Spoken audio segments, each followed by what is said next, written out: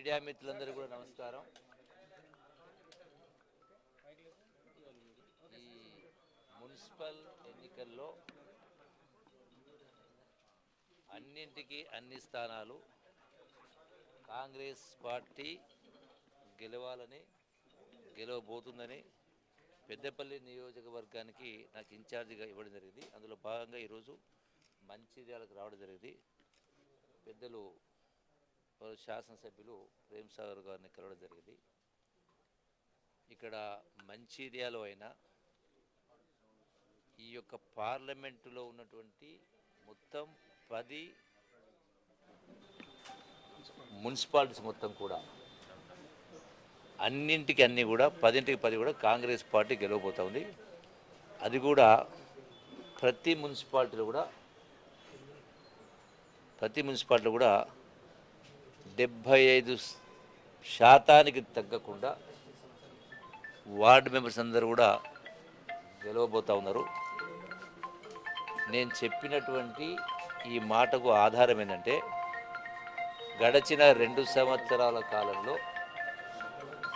Congress party చేపడుతున్నటువంటి అభివృద్ధి సంక్షేమ కార్యక్రమాలను చూసి, రెండవది గత ప్రభుత్వ నిర్వాహకం వల్ల రాష్ట్రం మొత్తం కూడా ఆర్థికంగా చితికిపోయినా కూడా గత ప్రభుత్వం ఇచ్చినటువంటి ఏ ఒక్క స్కీమ్ను రద్దు చేయకుండా వాటి కొనసాగిస్తూనే మళ్ళీ అదనంగా చెప్పనటువంటి స్కీమ్స్ అన్నీ కూడా అమలు చేస్తున్న కారణంగా ఆయా వార్డుల్లో కానీ ఆయా మున్సిపాలిటీలో కానీ ఇంకా అభివృద్ధి కొనసాగాలంటే రాబోయే 3 సంవత్సరాల పాటు కాంగ్రెస్ పార్టీ అధికారం ఉంది. ఆ తదనంతరం మళ్ళీ ఒక 5 సంవత్సరాలు కూడా కాంగ్రెస్ పార్టీ అధికారులకు వస్తుందనేటువంటి విశ్వాసం ప్రజలలో ఉంది. అందుకని వార్డులు అభివృద్ధి చెందాలన్నా, మున్సిపాలిటీలు అభివృద్ధి చెందాలన్నా ప్రతిపక్ష పార్టీలకు, అది కూడా విచ్చలవిడిగా గడిచిన 10 సంవత్సరాలు అధికారం వెలుగబెట్టిన నాయకులు విచ్చలవిడిగా ఆర్థిక విధ్వంసం, ప్రజాస్వామ్యాన్ని కూని చేసే కార్యక్రమం ఇవన్నీ జరిగిన నేపథ్యంలో ఈ రోజున మొన్న జరిగినటువంటి సర్పంచ్ ఎన్నికల్లో, అంతకుముందు జరిగినటువంటి జూబ్లీస్ ఎన్నికల్లో నేను చెప్పడం కాదు, కేటీఆరే జూబ్లీస్ ఎన్నికల్లో ఉప ఎన్నికల్లో ప్రచార భాగంగా జూబ్లీస్కి వచ్చి ఒక మాట అన్నాడు. గడచిన 2 సంవత్సరాల కాంగ్రెస్ పార్టీ పరిపాలన పైన, ముఖ్యమంత్రి రేవంత్ రెడ్డి గారి పరిపాలన పైన రెఫరెండం అంటే ప్రజలు తీర్పు ఇవ్వబోతూ ఉన్నారని కేటీఆర్ స్వయంగా మాట్లాడడం జరిగింది. మరి ఆయన చెప్పిన మాటలు రెఫరెండం, ప్రజాభిప్రాయం, ప్రజా యొక్క స్పందన పరిపాలన పైన తీర్పు ఇవ్వబోతున్నారు.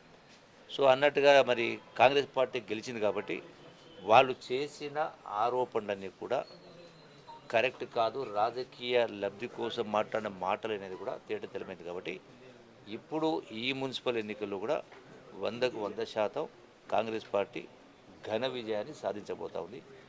ఇక్కడ మంచిర్యాలలో కూడా అన్నింటికీ అన్ని స్థానాలు కాంగ్రెస్ పార్టీ గెలవబోతుందనేటువంటి సమాచారం నాకుంది.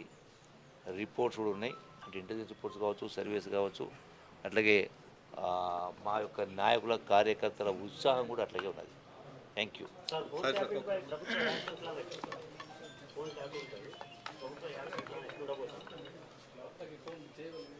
ఫోన్ ట్యాపింగ్ అయినా, ఏ ట్యాపింగ్ అయినా, ఫోన్ ట్యాపింగ్ అయినా, నిధుల ట్యాపింగ్ అయినా, ఏ ట్యాపింగ్ అయినా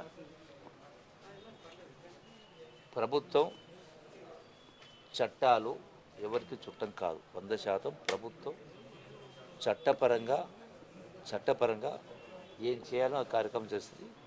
ఆయా సంస్థలు, దానికి సంబంధించినటువంటి పోలీస్ యంత్రాంగం, ఇన్వెస్టిగేటివ్ టీమ్స్ ఇన్వెస్టిగేట్ చేస్తూ ఉన్నారు. దాని ప్రకారమే నిర్ణయాలు ఉంటాయి. ఒకటి బాధాకరమైన విషయం ఏంటంటే, బాధ అనిపిస్తూ ఉంది, ఇంతమంది ప్రాణత్యాగాలు చేసి తెలంగాణ రాష్ట్రం సాధించుకుంటే, యావత్ తెలంగాణ సమాజం సంఘటితమై తెలంగాణ రాష్ట్రం సాధించుకుంటే గొప్పగా పరిపాలించేది పోయి ఈ నీచమైనటువంటి దిగజారుడు తను. ఏం కర్మ, మంది ఫోన్లు ట్యాప్ చేయడం కోసం వేరే పని లేకున్నదా గత ప్రభుత్వానికి? కరెక్ట్ కాదు కదా. ఇది ప్రజలకు సంబంధించినటువంటి వాళ్ళ యొక్క స్వేచ్ఛ, వాళ్ళ స్వేచ్ఛకు భంగం కలిగే విధంగా మరి మన మంది సంసారాల తొంగి చూడడమే కదా, ఇది వాళ్ళకి తగింది కాదు. అందుకే అందుకే బీఆర్ఎస్ పార్టీ పతనమైంది. ఎక్కడో ఆ విషయంలో మీ ముందే గొడవలు కూడా జరిగాయి. ఒక నిమిషం, నా ముందేం జరగలేదు. ఎక్కడో ఎవరో ఏదో మాట్లాడుకుంటే అది ఏదో ఉట్టిగా చాలామంది మాట్లాడింది. ఇప్పుడు ఆరోపణలు, ప్రతిపక్ష పార్టీ చాలా ఆరోపణలు చేసింది. సో వాటిపైన నేను మాట్లాడేది కరెక్ట్ కాదు. అటువంటి నా దృష్టికి రాలేదు. అటువంటి అబద్ధం కూడా. ప్రజలు ఎవరిని కోరుకుంటే ప్రజాప్రతినిధిగా వాళ్ళు ప్రజాప్రతినిధులు అవుతారు. అంటే నేను కోరుకుంటే ఎవరు కోరుకుంటే, ప్రజలు ఎవరు కోరుకుంటే వాళ్ళే ప్రజాప్రతినిధులు, వాళ్ళే మున్సిపల్ కౌన్సిలర్స్ అవుతారు. Thank you.